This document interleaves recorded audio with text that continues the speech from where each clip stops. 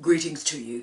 My name is Tara Brabazon and I'm the Dean of Graduate Research at Flinders University, and welcome to Vlog 228, Productivity During Tough Times. Let me tell you how we got here. A whole series of conversations were held a couple of weeks ago with some remarkable women in this program, and I'm talking particularly about Jen, hello Jen, Maeve, Cheryl and Sue. And also, and I need to dedicate this vlog to them, but also conversations with my arch nemesis in this program, my Star Wars nemesis, Jess. Hi Jess. Jess is an embodiment of everything that's fantastic about research, and you remind us every day, Jess, about why research matters. You're a legend.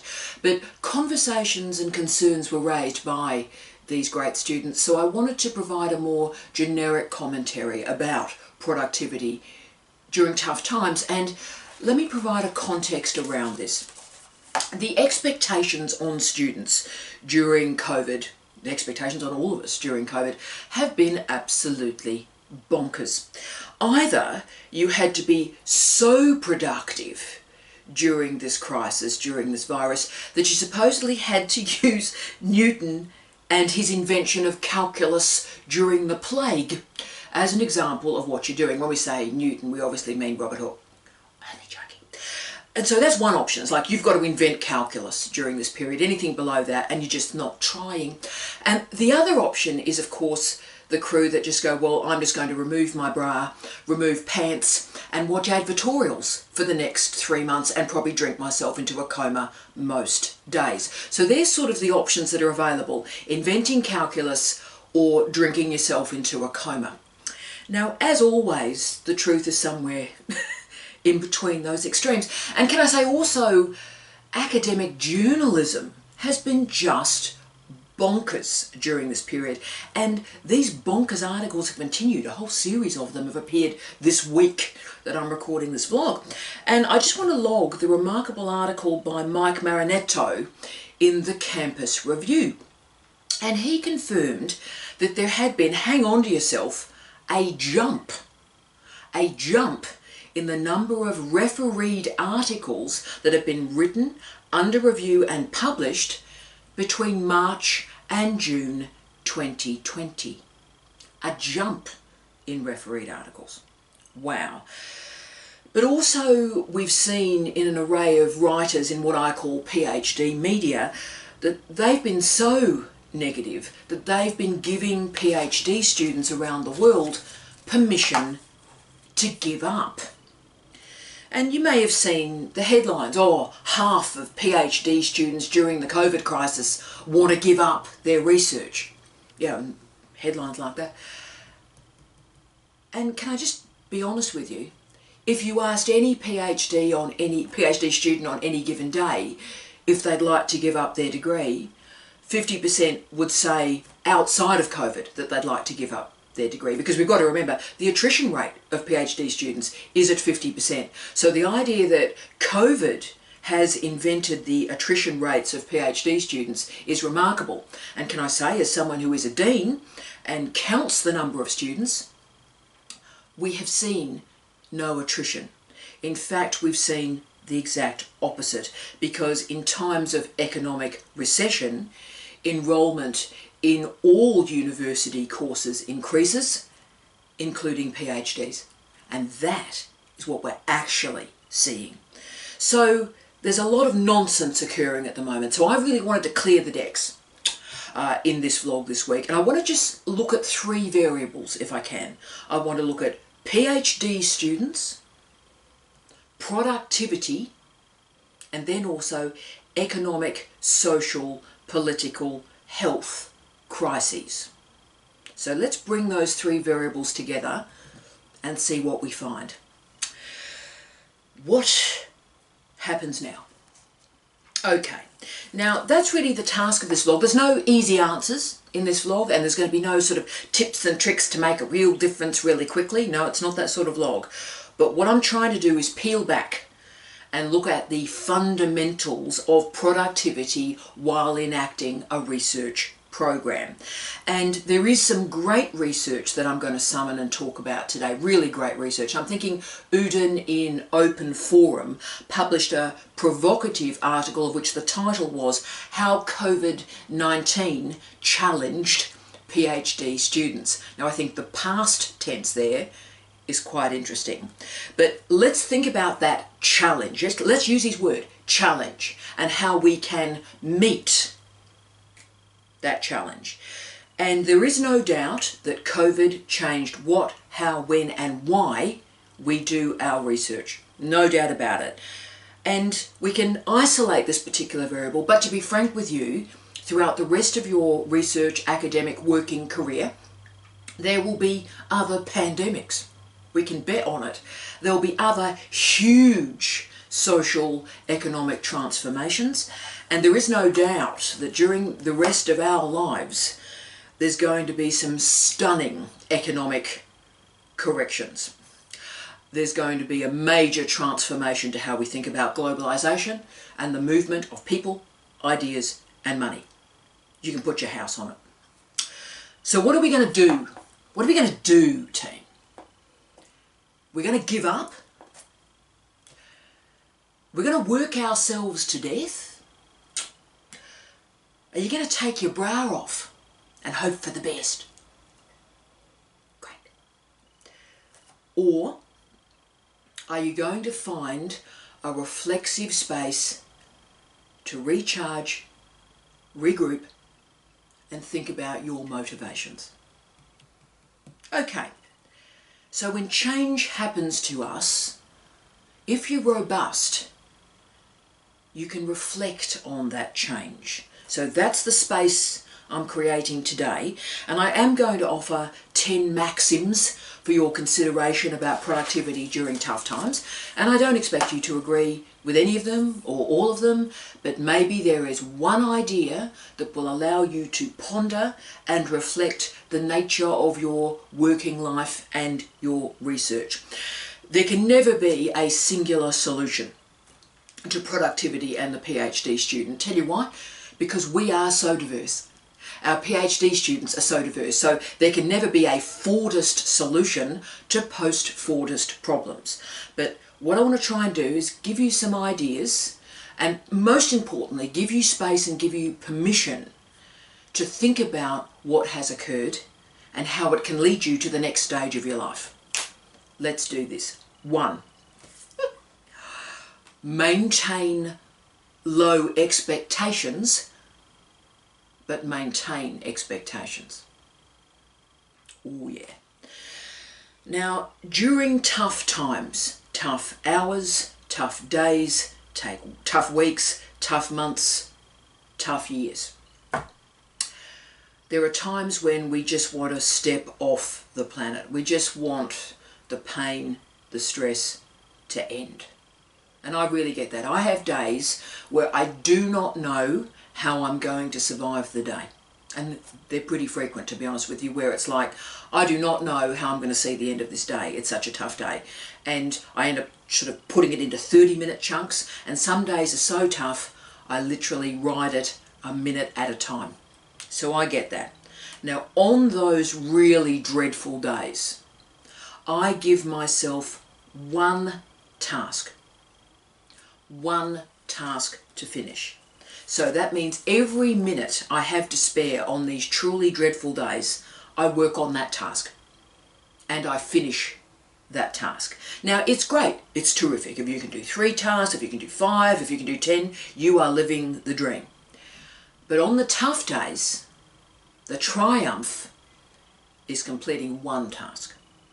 Low expectations, but achieve that expectation. So that focus allows me to have a sense of completion and achievement, even on the darkest of days.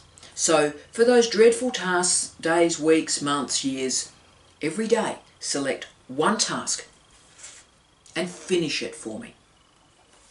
2,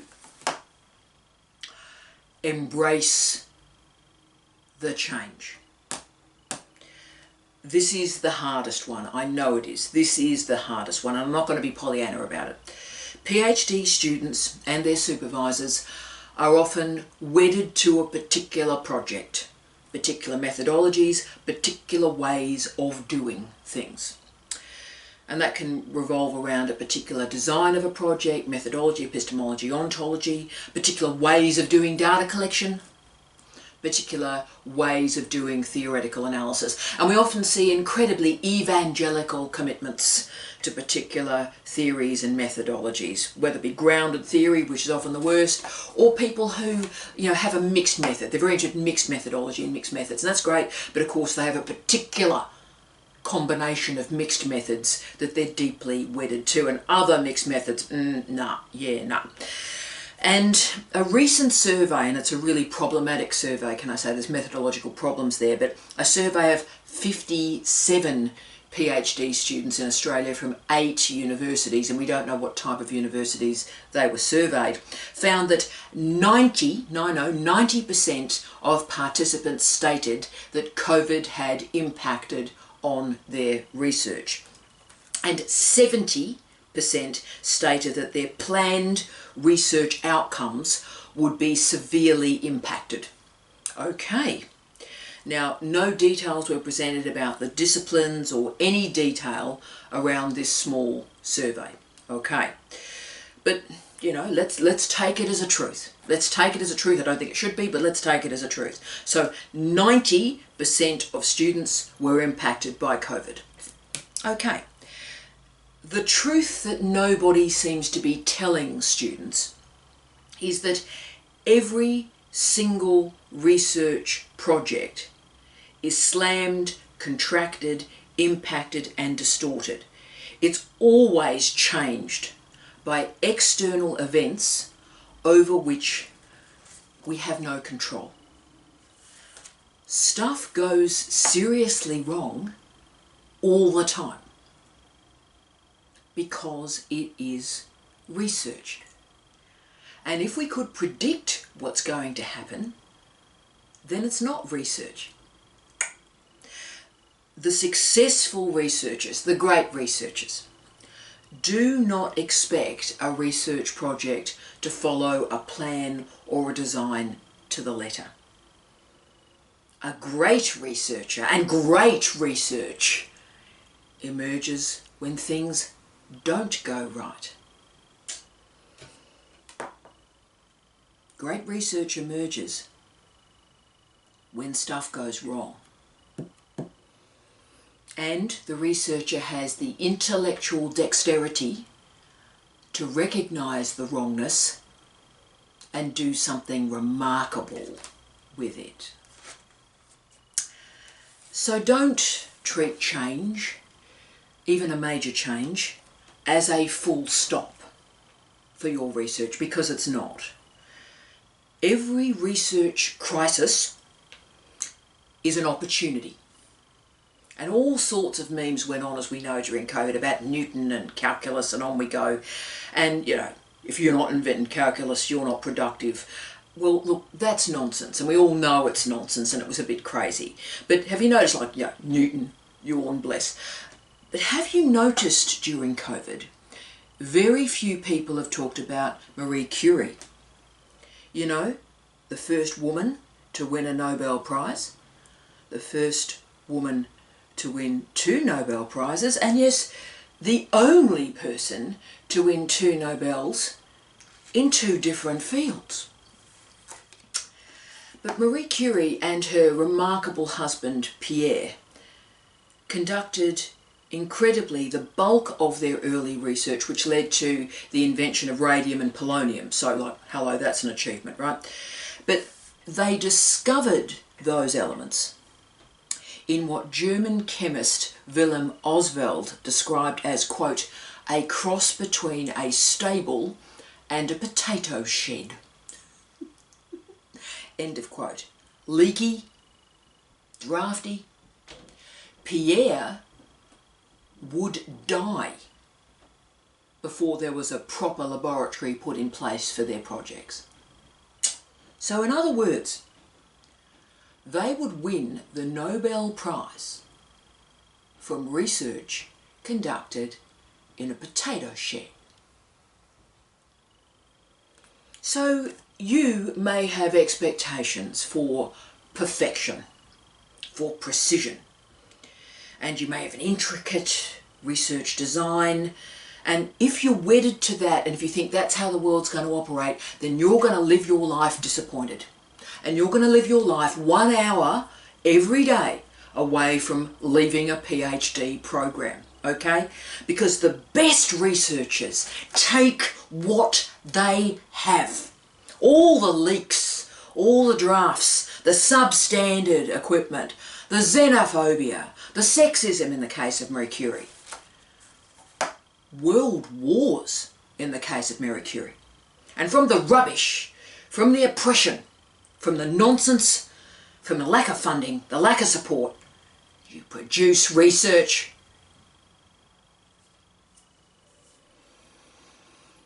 And you will make what you did not intend to make. And that's normal. That's what research is. Now, I hope COVID has taught us all a powerful lesson, and that is to value flexibility of the mind and of the body, dexterity, reflection on our research, and how to make a difficult, challenging, volatile situation into a powerful space and a powerful place for research. So I'll be asking academics like you in interviews for the rest of my academic life one question in an interview. Tell me how you as a teacher and you as a researcher managed COVID. And the answer to that question will determine how I value and evaluate your capacity as a scholar. Not how you manage research when everything's going right and there's plenty of money. That's easy, anyone can do that. What sort of researcher are you when everything goes wrong? And I'll give you a personal story on this at this point if it's helpful. I always remember, team, that the hardest 3 years of my life, I had 3 jobs, 3 professorial jobs in 3 years. In 3 different countries. England, Canada, back to England, and then the following year was Australia. So I moved with Steve between countries. England, Canada, England, Australia. Truly dreadful institutions, toxic environments, dreadful leaders. Horrific. It was horrific. It was a horror movie. Horror movie. Profound consequences on me personally, professionally, emotionally in the long term, okay? We lived in temporary accommodation. We lived in a single room with a shared bathroom for 3 years in these locations. All our worldly goods remained in storage. Books, clothes, I lived out of a suitcase for 3 years. And during that time, I wrote 3 books, 7 book chapters, and 17 refereed articles. And that material was written on a series of really wonky desks with paper-thin walls, with dreadful people in the rooms next door, drug deals being done in the car parks. Oh, no fridge, no oven. We lived on cheese sandwiches for 3 years. Now, I can never convey in language how hard those 3 years were. But if I had given up, because it was a bit difficult, then probably the best work of my career would not have been produced. Because, team, what no one ever tells you, because it's so painful, what no one ever tells you is that in tough times, times that are gritty, that are nasty, that are brutalizing, those times burn you. They burn away the assumptions, the presumptions, the vanity. They burn them away. And what it leaves is a scalded, stunning series of truths. And that's what you write. 3. Focus on calming the disruption. The word disruption is a real problem, can I say? It's been a problem for some decades. And, dreadful researchers, dreadful leaders, dreadful vice-chancellors use these sort of trendy, pseudo-trendy phrases like disruptive change, disruptive technology. You know those people? So yawn. So you go into one of these damn meetings and someone says, oh, we need to enact disruptive change, get people a bit agitated. Let's not. Really, let's not. Let's leave people alone when we can to get on with their work. So they can care for their friends, they can care for their family, and get on with making a living, making a life. If you want a research career, if you want to research, if you want to write, then you need routine. You need normality and you need predictable behaviour. So leave the disruption to TED Talks, to bizarre politicians and some random leaders in organisations. Disruptive change, leave it alone. But even in difficult times like COVID, where everything seems incredibly chaotic, or indeed, my 3 jobs in 3 years, right? Moving countries. What you have to do is create a bubble of stability around yourself. So just about everything is out of your control. And team, that's not about COVID. Just about everything is out of your control. That is a rational, logical interpretation of the world. 90% of stuff, 99% of stuff is out of your control. That's the nature of the workplace, that's the nature of society, that's the nature of our universities. It is out of your control. So therefore, your only choice is to control what you can control and create this micro bubble of stability and know that the majority of your time will be volatile, okay? So in that tiny bubble, build a habit stack. Build a routine. So if you have only 30 minutes of your day that is in your control, then that's great. Make those 30 minutes count. Create the habit stack, create the routine, and make that time count. And render that predictable, understandable, and productive. 4. Learn from the changes in the workplace. Learn from the instability. Professor Martin Solon from the University of Southampton, hi Martin, expressed his remarkable optimism in the changes to society, the changes to the workplace, the changes to the university that he was seeing through COVID. And he described the remarkable time that was suddenly available to him when the administrative burdens from the COVID campus, the COVID university, were released. Because suddenly all the nonsense in universities was gone. The meetings that should have been emails became emails. And those people that had this incredible need to send an email, to overshare, to really express their rage. The War and Peace emails, we've talked about them in the past. People, I've got rage and I'm going to write a 2,000 word email and CC it to half of Australia. Bless. And those people during COVID basically had to have a breath, have a Bex, have a lie down, have a cup of coffee, have a drink of water, go for a walk and sort themselves out. So Professor Solon described the reduction in stress that emerged through the disconnection from the campus.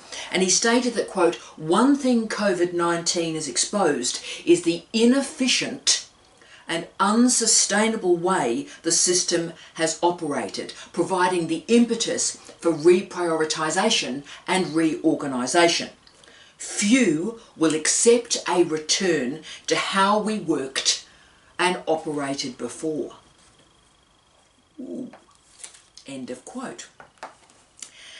Now, it is remarkable how many university leaders around the world post-COVID, and the post is in brackets, post-COVID, have immediately talked about a return to normality. So this period happened, yeah, we're back to normal. We are so back to normal. We're not back to normal. We'll never be back to normal again, because we've seen the wizard behind the curtain. We've seen the emails that have replaced meetings, and it's been fine. So we'll never be normal again. Therefore, from the experience of this strange time, create a new type of routine. Experiment with these new modes of flexibility. Modify your plans. Experiment with new approaches, new ways of learning, ways of reading, ways of writing. So do not validate or valorize that pre-COVID environment. It was no nirvana. It was no paradise. The contemporary university system is troubled. It is an institution looking for a purpose. So in this interregnum, create new ways of thinking and new ways of working. You will be a better researcher and a better PhD student from having done this deep thinking about alternative ways of doing research. 5. The online and digital conference has found its moment. Now, you know, I've expressed it in the past. I've been worried about academic conferences for a long, long time. The expense of the registration, the environmental issue of travelling for 2, 5, 10, 15, 20 hours on a plane, the cost to the environment, the cost to taxpayers, and of course what happens when you get to these expensive conferences, right, where you might be given 15, 20 or 30 minutes to express your research. Is it worth it? Really? Really? Really? So the restriction on travel has bothered a lot of people, right? But of course the removal of travel as an option for the dissemination of research has presented a series of gifts and alternatives. Firstly, an array of conferences simply and quickly moved online. And they were terrific. They were brilliant conferences. We had a ball. And of course, incredibly efficient. No 10, 20-hour flights, just a cup of coffee, brush your hair, maybe, put a bra on, maybe, and put on Zoom. And then you see some of the most brilliant, fascinating scholars in the world in the privacy of your house. But also, a new array of seminars have emerged where interesting people have gone, all right, well, let's just create a Teams meeting and present some ideas and have a chat. And incredible new modes of dissemination have emerged in this way.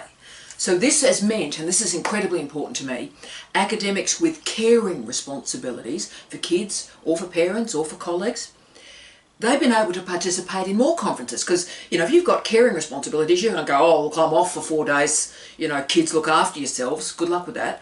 You can't leave. So colleagues have been unable to go to conferences for decades and no one's cared, and it's been an invisible problem.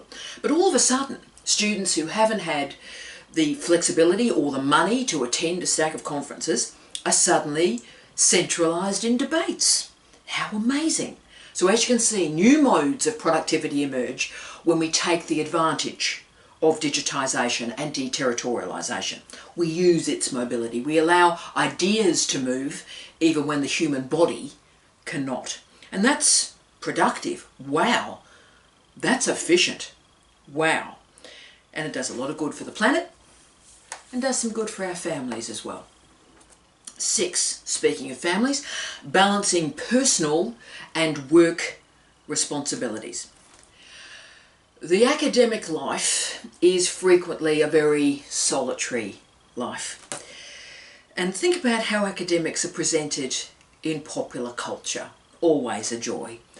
It's invariably the old white male professor who just can't seem to manage a wife or sort of manage dressing, food shopping, or parking his car. We actually have very few models in academic life of successful humans, because we see the senior leaders in our universities who are invariably, and I have actually studied this, invariably white, male, heterosexual, and procreative. Bless.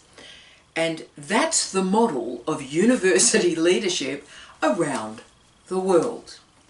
Now, the role and place of the rest of us who are not white, male, heterosexual, or have had children is pretty well invisible. And of course, that group is overwhelming the majority of people.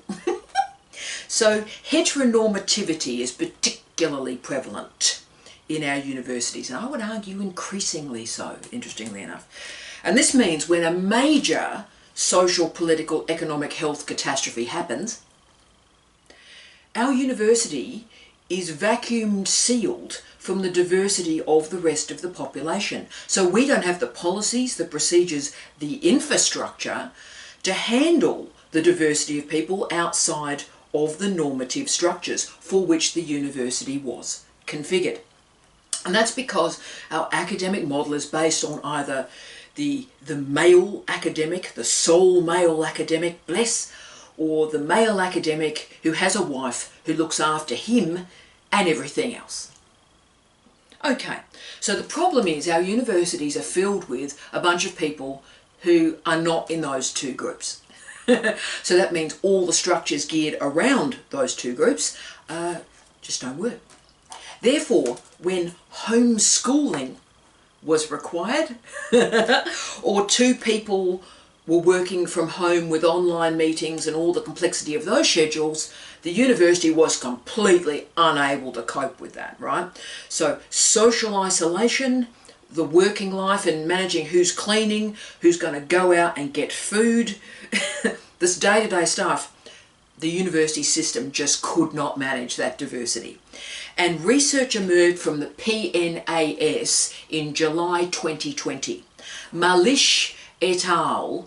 Produced a really confronting article. I found it confronting, to be honest with you, that explored how the coronavirus had revealed seismic inequalities in academia. And I'll do a quote from the article. And as I said, I found it confronting. It's like, ooh, really? Right, quote.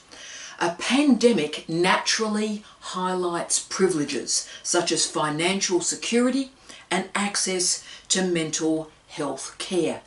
It also amplifies mental, physical, social, economic impacts that are attributable to pre-existing inequalities in academia. And here's the kicker. Making matters worse, in a time of stress such as a pandemic, biased decision-making processes are favoured which threaten to deprioritise equality initiatives. End of quote. Ooh. Hurts a bit, doesn't it? Hurts. Now, they argue that gender inequalities in research are amplified during times such as a pandemic. And these inequalities have been studied, and these studies are cited in this confronting article. And again, hang on to yourself. There was a remarkable study that showed that women must be 2.5 times more productive than a man to be judged as equally competent in grant applications. Ooh. Ooh. Okay. So with all the attention on teaching and the stress of teaching during a pandemic, and wow, yep, we've talked about that, women as teaching-only staff or as balanced staff, remember the research-only staff dominated by men, okay, so the pandemic impacted on teaching-only staff and balanced staff more than other groups, they shouldered the burden, right? So we all know that academic life can be all-consuming. It can be 20 hours a day, 7 days a week, forever, until we die. That's the nature of this job. Academic life is antithetical to a balanced life. Antithetical. So I think what COVID revealed is that academic life has now reached such a level of bizarreness that any disruption on it is going to topple the whole system. And it's provided, I think, a reminder of the profound diversity of our workforce in the university system and the complete inability of that system to manage the diversity going well. So therefore, diversity, particularly diversity in our leadership, is now so much more than a checklist or a mantra or a vision statement. It's now necessary to take that next step, take on that next moment in higher education. So please, for me, remember, when you have an opportunity to take on a leadership post or a leadership role, or indeed make a leadership decision, because remember, leadership exists everywhere, and every single one of us every day has a leadership moment. So when you have a moment to enact that leadership, remember COVID. Remember the inability of this system to manage differences, to manage families, and try to create a space for a bit of difference and maybe some other priorities.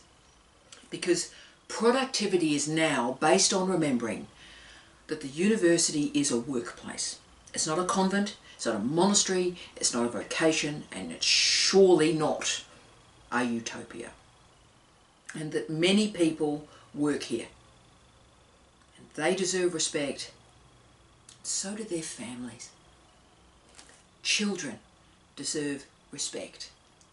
Caring responsibilities deserve respect. And our universities have been found out. We've developed and shown very little capacity to allow academics to have any kind of life, particularly when things go wrong. And COVID has taught us that. We just have to remember it, learn the lesson, and do something. 7, value this cultural and intellectual pause. One of the characteristics of the lockdown, the shutdown, is a reduce in commute time for most people. So the patterns of our working life were suddenly shredded. So we were no longer in cars, on trains, in buses. Therefore, learn when this disruption happens to use the time in a different way. Use the spaces, recognize the spaces, and use them to do something new, a new activity. Trialing something new. And I know a lot of you, and I did it as well, created these small spaces for learning. So a lot of people did sort of hour-long training or professional development. As you know, once a week I did a LinkedIn learning session. I did all sorts of interesting, quirky, different things, just Saturday morning for 1 hour. And for example, I did a session on food photography. And that's helped my research and my article on Kangaroo Island enormously. But these spaces created through the shredding of our routines meant that different priorities and different opportunities emerged, and most of them were, of course, home-based. So look at the odd changes to consumerism. There was a 300% growth in the purchase of jigsaw puzzles and board games. Amazing. I haven't played Scrabble in 40 years.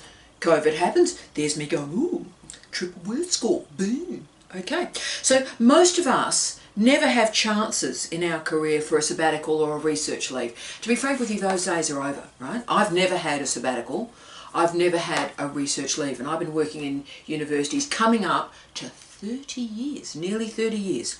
Therefore, what COVID did was create a space where absolutely there was this hard, pressurized, dreadful new environment, but also a pause where some of the nonsense dripped away and gave us a space to think about what's important. And of course, productivity commences when we recognize our priorities. 8, oh yeah, focus on staying motivated. Motivated, this is it. There are many reasons why we separate home and work historically.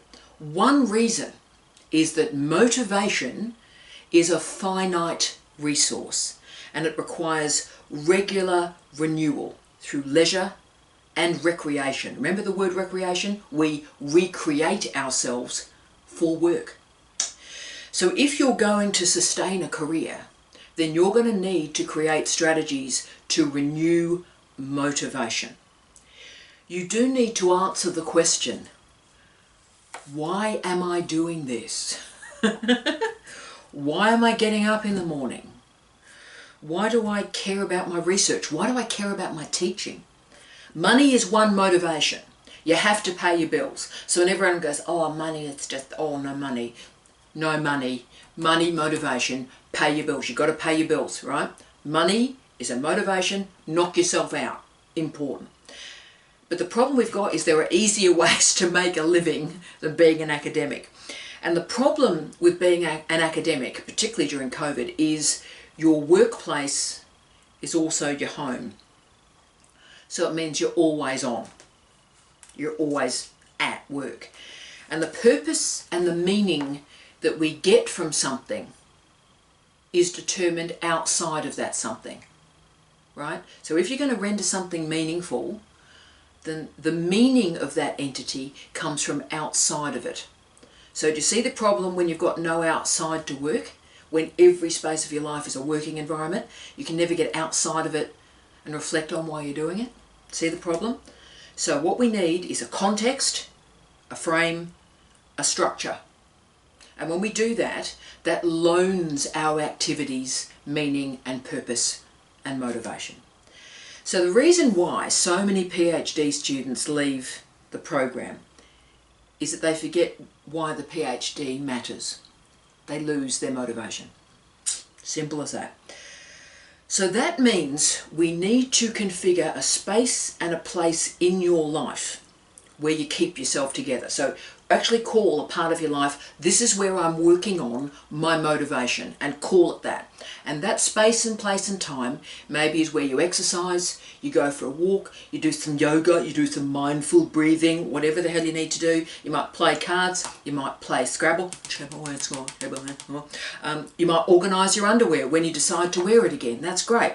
But create a space and a place and a time away from work. And yes, away from your research, away from your other responsibilities. And please remember that time away is never a wasted time. It is a time when you are working on your motivation, perhaps the most important finite resource you have. Because in that motivation time, you recognize and remember what matters and why it matters. And I think the great thing about COVID and crises more generally is they accidentally create those spaces of reflection. We have to work out what does actually matter. But the problem is when work and home blur and rub against each other continually, work takes over everything and it blocks the chance for renewal. So I'll come back there in a second. 9. Learn to start and stop and separate work media from social media. One way to create space for your work, for your family, but also that space to renew your motivation is to give yourself a productivity target and then stop. And can I say, when I've had to help and counsel, and it's been my pleasure to do so, students really in trouble in their PhD, they're just been going for years and years and years and just can't finish. This strategy helps them finish. So what I do, and what I'd advise you to do in tough times, is give yourself a word target to write every day. And don't stop until you've written that word target. So it might be 250 words. That'll get you home. It might be 500 words. So give yourself a target. A number of words to write every day. A number of articles to read every day. So give yourself a task. Maybe 2, maybe 3. But don't overschedule yourself. But what I want you to do is configure those tasks, start those tasks, finish those tasks, and then stop. Stop. Do not allow work to take over everything. Now we need to focus on the organisation of time, because if you are working and researching in your home, and there is a reason why we're in my home office, you might have worked this out, is you can organise yourself and create the work period even in your own house through time. It can also be done through a particular space, and we'll talk about how you can organise this through time and space now. So just to give you an example, for my non-dean work, so my research work, right? I'm not paid to do research, I'm paid to be a dean. So every bit of research I do is done outside of the dean role, and it's done in this office. It's done at 2 a.m. in the morning till about 5 a.m. in the morning in this office. So it means I bind it by time and it occurs in this space. And then what happens, and what will happen after I turn this camera off this morning, is I grab my briefcase and I go to my Flinders office where I do my dean work. So you see what I've done here? I've separated the tasks spatially, but also through time. So I go to work and do my Flinders work, and I come here in this space, and this is where I do my research. I don't blur the functions ever, and I mean ever. So if you can't separate these actions spatially like I can, and I understand that, you might be able to separate them through time. So in this particular period I do these functions, and then in this particular period I do these functions, and separate them. Start and stop. So start to create the stops in your life. This means controlling your mobile phone.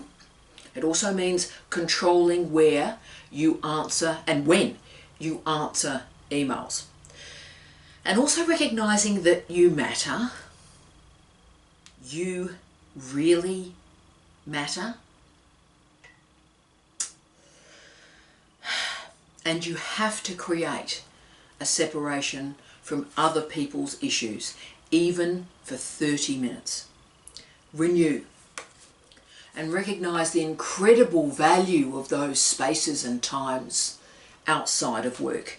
And media, particularly social media, can help you do that.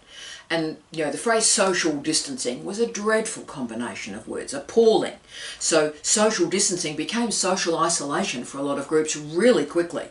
But I think the online environment has a lot of advantages, a lot of disadvantages too, but a lot of advantages. And I know because my friends live all over the world, so I have to use social media to keep in touch with my friends, and it's a privilege to do so. And that's how our friendships have been continued over decades. So lockdown shutdowns don't change those sorts of relationships because social media can allow them to continue. But also if you're living with people, partners, kids, your parents, housemates, we're all at home a lot more. So we need to respect the workflow and the routines of others as well.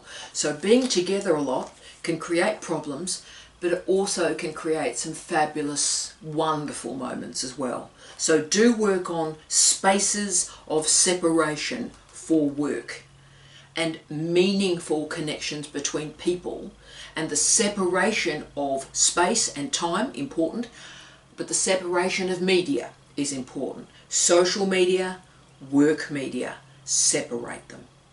10. Find an accountability partner.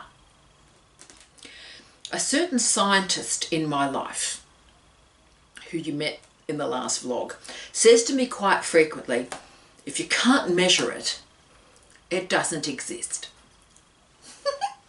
Now for my particular disciplines, I argue the opposite. If you can measure it, it's probably not important. All the fabulous things, the important things in our life aren't really measurable. And of course that creates some fantastic conversations between us, you can imagine. But there is no doubt that when we talk about productivity, we have to talk about accountability. And productivity and accountability are measured. Now, as most of you know, on New Year's Day 2020, like every other New Year's Day for I think the last 25 years, I plan out my research for the year. I do a research plan. In fact, we did a vlog on how you do a research plan. And in fact, it's there. Can you see? There's my whiteboard. That's where it stays actually permanently. I haven't moved it there. That's where my research plan stays every day. And so for 2020, I plan to write one book chapter, and 10 refereed articles. So it was quite ambitious, and I knew it was. And I thought, well, let's have a good go, as only January 2020 would allow you to do. So I wanted it to be a big year. Didn't know what would happen, certainly didn't predict what did happen. But unbelievably, and it's July, I've got to that target. Don't really know how, and it was profoundly unexpected. But what happened? Well, the book, as I expected, was published on June 15. So that proceeded as per normal. The inverted commas lockdown in publishing, it was a British publisher. They locked down their business, but of course the publishers continued to work from home. The procedures all happened normally, and the date it was meant to arrive is the date it arrived. So there was absolutely no change to the book.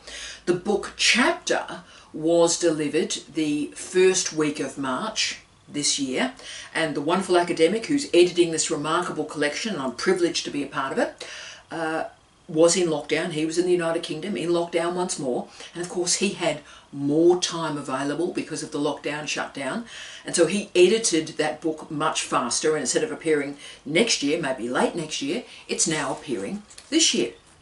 And as to the articles, well, some remarkable stuff happened that really I'm going to have to reflect on it myself. So 2 articles emerged from absolutely nowhere, right? So Elsevier, I can't do Darth properly, but Elsevier had a call for papers on COVID and the university. And they stated if you could get the article to them by April 30, there would be no publishing charges for open access. Now, I have never paid $1 for open access in my entire life, and I don't intend to start now, and the idea of giving Elsevier money, hell will freeze over first. So that focused my mind, and I was able to deliver that article, I think it was on like April 28. I was going for it, and I delivered it to them. So, great. So there we go. There's one that was completely unexpected. Thanks, bank, out, shake it all about. Similarly with Narelle Hunter, our wonderful student, doing the absolute impossible, submitting her PhD during COVID while teaching large class in first year biology with 2 kids and a wonderful husband. You reckon you had a tough COVID. What did you do during COVID?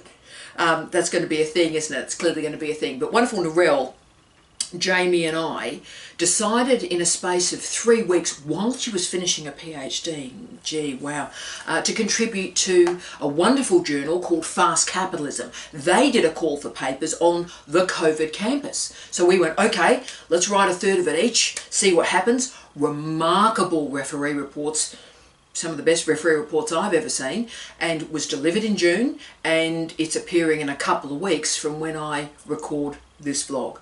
Also, leadership suddenly became a hot topic once more. It's been not really a big deal. Then, wow, this year happened and leadership was everywhere.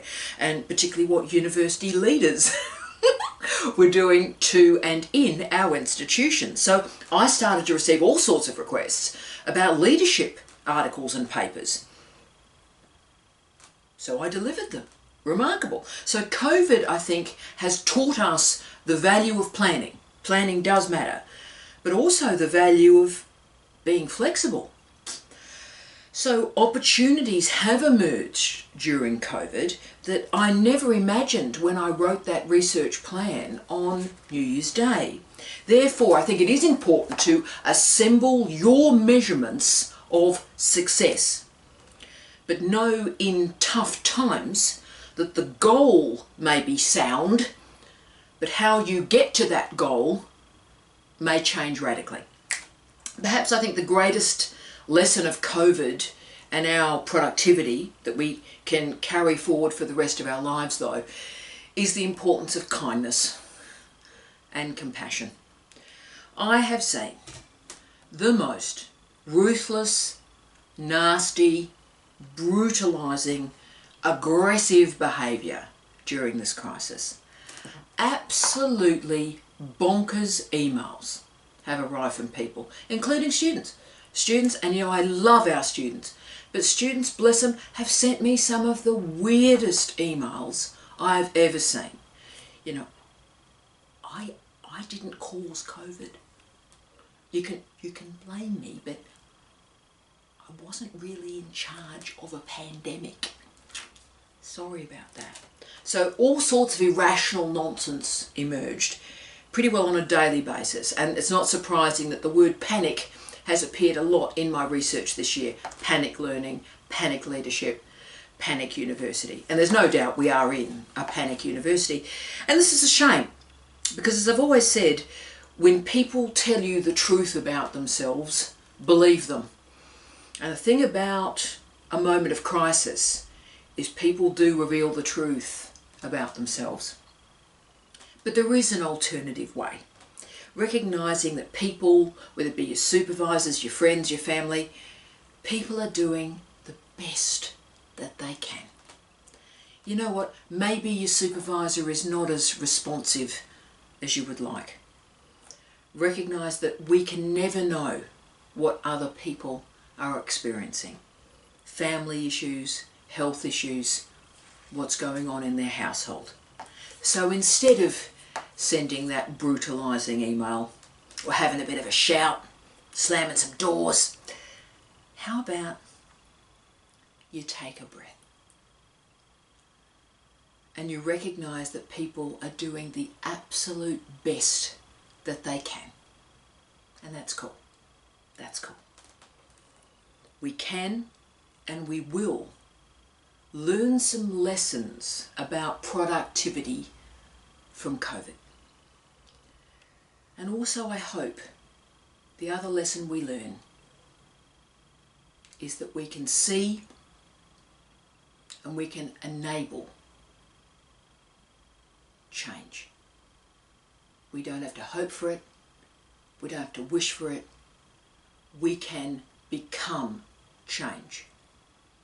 We can enable change. We can lead change. I wish you love, light and peace. Tea out.